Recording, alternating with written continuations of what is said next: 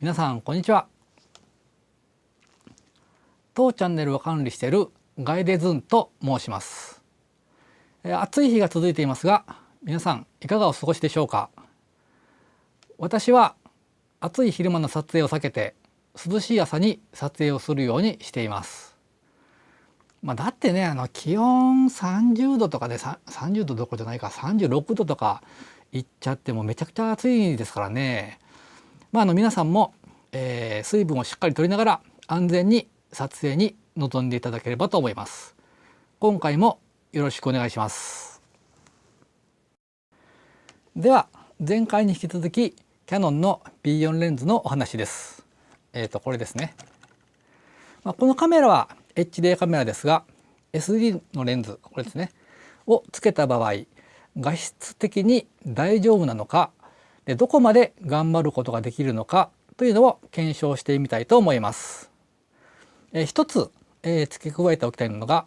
同じ2分の1マウントですね。レンズ側も2分の1でセンサー側も2分の1という形になっておりますので、センサー上も蹴られが発生せず、他のチャンネルで見るテレコンですかね、光学的にテレコンを入れたりセンサー上で読み出す範囲をですね、これキュッと狭くして、撮ってますよということをしなくていいのがこの場合とても楽ちんです。それではレンズがどこまで寄ったり引いたりできるのか、そういうところから見ていきたいと思います。この映像はワイド単です。 SD レンズは 6.7mm からなので若干狭く見えて、 HD レンズが 5.7mm からなのでちょっと広めに見えるような気がします。で、画面の解像感についてはどちらも大きな差はないように見えるかと思います。続いて望遠端です。 SD レンズの方は19倍ズームなのでしっかり寄って撮ることができるのがとても嬉しいです。パッと見た感じ SD レンズの方が周辺部の解像度や色収差がちょっと甘いような気がしますが、こちらについては後ほど詳しく検証したいと思います。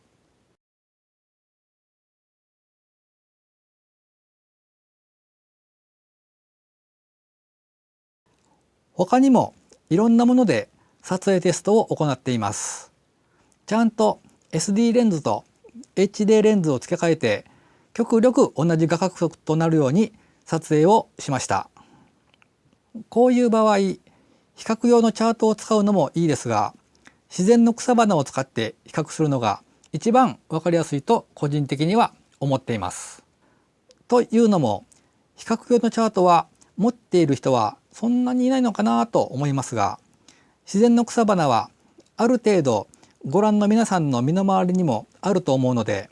皆さんのお手持ちの機材との画質が比較がしやすいと思っています。私も他の YouTube チャンネルを見て画質の検討を行うことがありますが、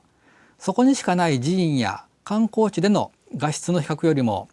その辺にある草花で撮影テストをしている映像を好んでチェックするようにしています。自然の花とかですねの方が葉っぱの質感とか花びらの質感、色合いとかですね、葉脈の解像感などを丹念に見ることができるので、よくわかるかと思います。さすが自然界のものってよくできてますよね。それでは野暮な説明はこのくらいにして、じっくりと比較映像をご覧いただきたいと思います。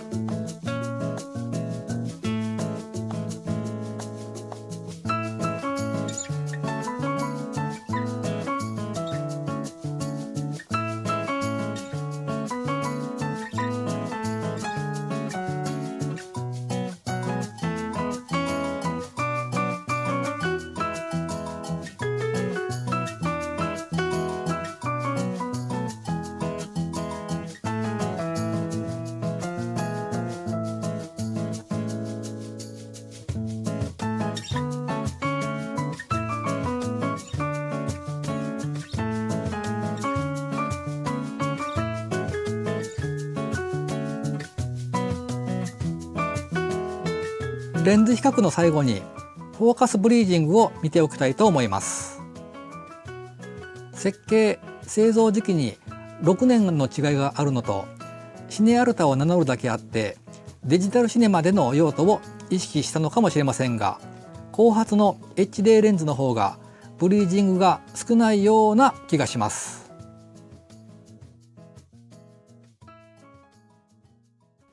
それでは引き続きまして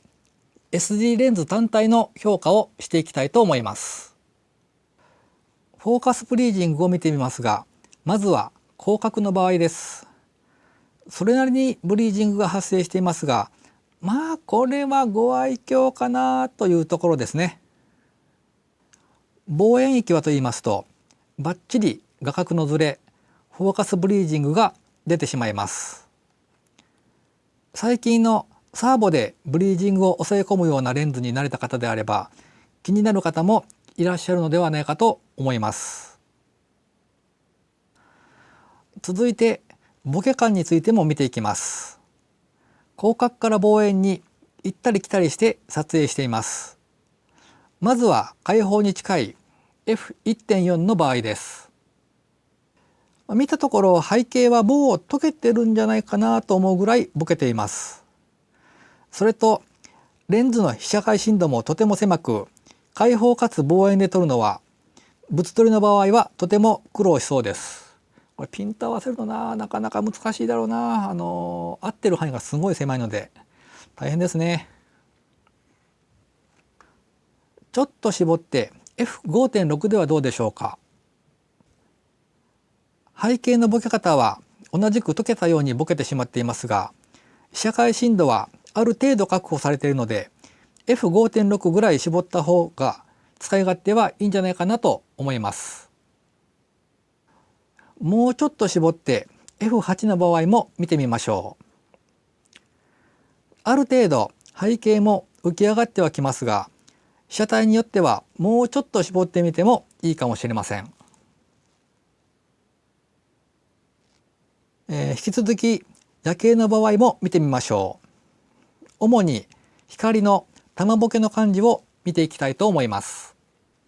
まずは中望遠で絞りを広角にした場合です。若干玉ねぎボケっぽくもありますが、十分綺麗な玉ボケではないかなと思います。望遠域で絞りを開放にした場合です。光の玉が大きくボケています。見た感じ同じく玉ねぎボケではありますが、十分許容範囲にあるのではないかと思います。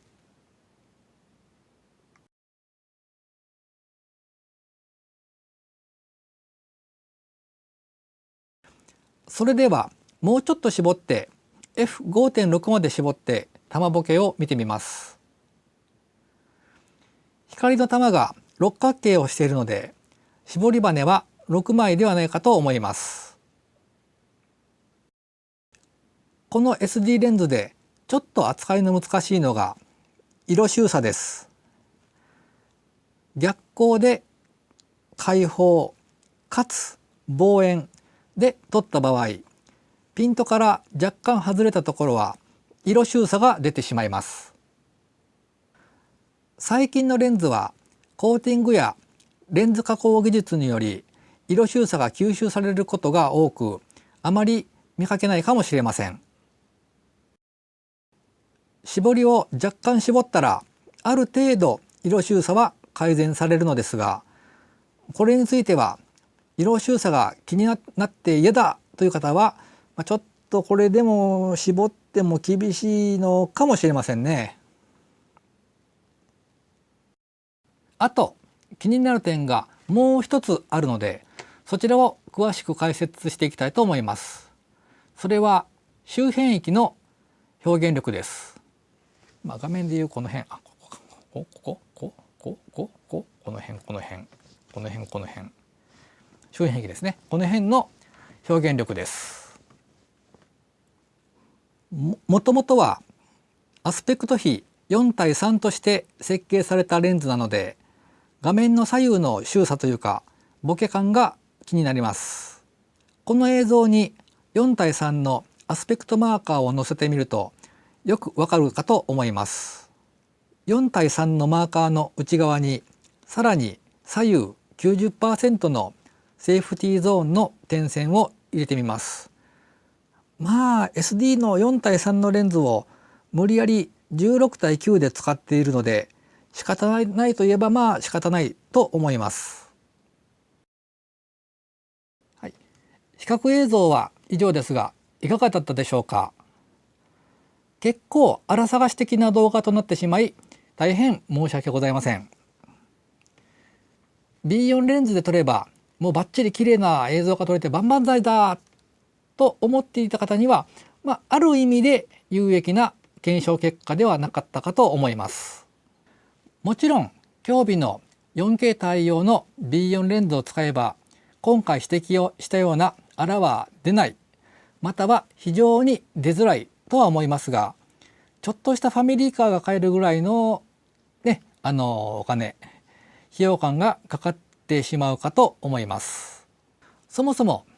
一般的な方々が映像を見る場合は今回のような検証動画のような作りさえしなければ荒探し前提で見ることは基本的にはないんじゃないかなというふうには思います。個人的には B4 レンズに求めていたのはその操作性ですね。滑らかなリング、もうスルスルサクサクですね。前回の動画でもシャーペンの芯でツイッとつついてシャーペンの芯が折れなかったというふうな動画もつけさせていただいてますけども、滑らかなリング、それとですねサーボに頼らないスーッと綺麗な、ズームワーク、これは練習中です。まだまだ、直感的なズームワーク、これが私は求めていたところなので個人的にはもう全く問題ないと考えています。露出の設定やピント操作がちょっと難しいというのはありますけども、皆さん機会がありましたら是非 B4 レンズを手にしてですね、楽しくて深みのある映像ライフをぜひぜひぜひぜひ、お楽しみいただきたいと思います。さて次回はかなりマニアックな回ですよ。はい、よっこいせ、ここも開けちゃおう。カパッ、よや、はい、レンズを取り去ってもうすでに金属の塊となってしまったDV カムですね、 DSR370 ですが、これもですねソニーの誇る 3CCD を搭載したカメラなんですけども、なんとこちらをですね分解していきたいと思います。でただですねやみくもに分解すると、ただの本当バラバラにした分解動画になってしまうので、今回はですねちょっと見えないんですけども、ここのRGB の色を分解するプリズムですね、こちらに焦点を当てて分解していきたいと思います。で3CCD のプリズムって見たことありますか？私は実はないんですけども、だいたいよいしょこんな感じですね。資料なんかで見る限りではこういうのはよく見るんですけども、実際のものを見たことがないのでどうなってんのかなというのを実際に見ることができたらいいなと、でついでに色も分解できたらいいなと思ってちょっとトライしてみたいと思います。ぜひご期待ください。それではまだまだ暑い日が続きますが、皆様くれぐれもお体をご自愛いただきたいと思います。それではこの動画を見ていいなと思った方は高評価をピシッ、まだの方はチャンネル登録をビシビシ、ぜひよろしくお願いいたします。